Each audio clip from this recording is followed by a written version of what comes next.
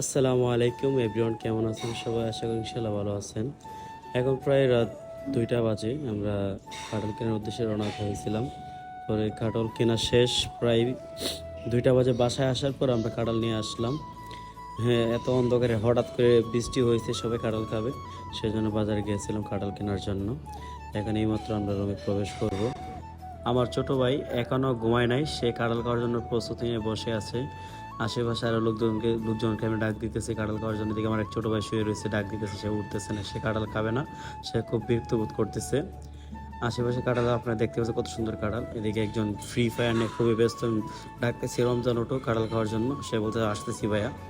তারপরে গেলাম আমার একদম ভিতরে, যে আর একটা ভাইয়া আছে সাথে, সেও কাঁঠাল খাওয়ার জন্য প্রস্তুত। কাঁঠাল খাওয়ার কথা শুনে সে চুলকানি উঠে গেল, সাথে আর ছোট ভাই বসে রয়েছে। এখন আমরা কাঁঠালটা ভাঙতেছি, দেখতে পারতেছেন কত সুন্দর কাঁঠাল। আপনারা দেখতে থাকেন কত সুন্দর কাঁঠালের রোয়াগুলো হয়।